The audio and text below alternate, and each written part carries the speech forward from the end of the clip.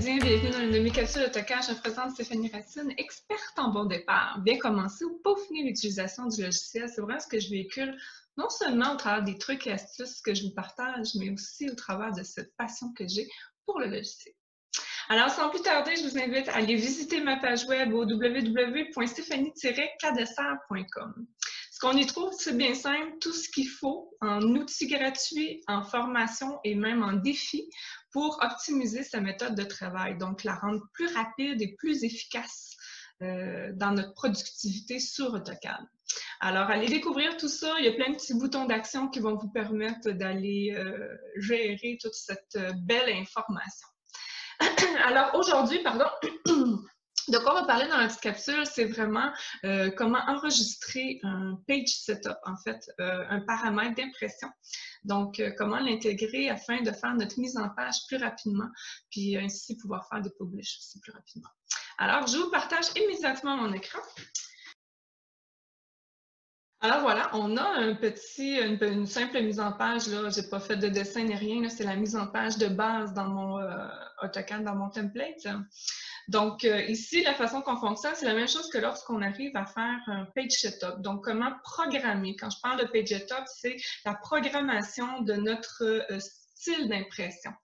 Donc, c'est simple, on vient sur l'onglet dans l'espace papier, on vient sur l'onglet désiré. Ici, j'ai gardé seulement l'onglet étage et rez-de-chaussée. Donc, je fais le bouton de droite puis je viens sur Page Setup Manager.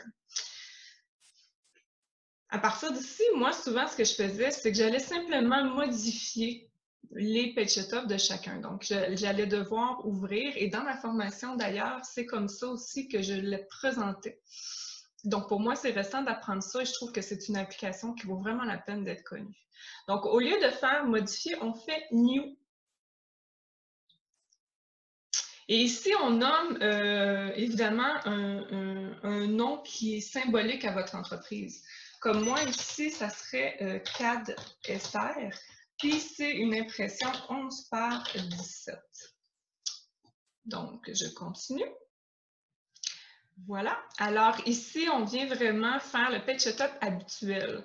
Donc, on a tous notre façon de fonctionner. Je ne veux pas imposer cette façon-là. Donc, vous choisissez votre imprimante. Ensuite, vous choisissez le style de page. Moi, je fonctionne avec une plot area par Windows. Par contre, il y en a plusieurs qui fonctionnent avec le layout. Donc, moi, c'est Windows. Alors, je viens sélectionner mon Windows. Je sélectionne les coins de mon impression.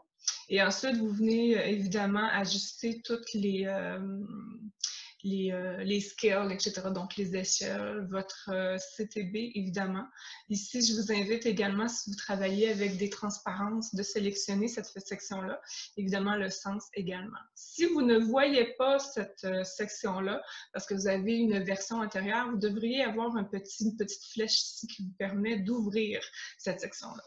Alors, un coup que ça c'est fait, vous pouvez regarder de quoi ça a l'air, évidemment.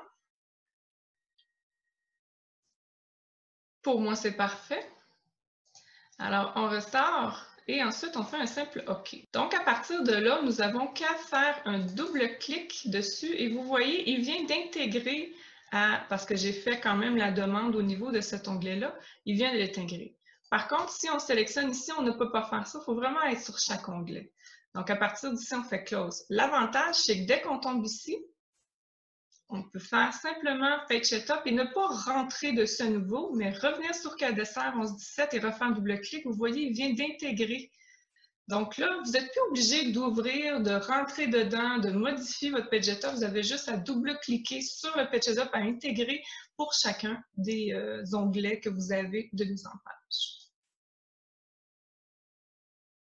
Alors voilà, c'est aussi simple que ça, donc j'espère que ça va faciliter votre tâche.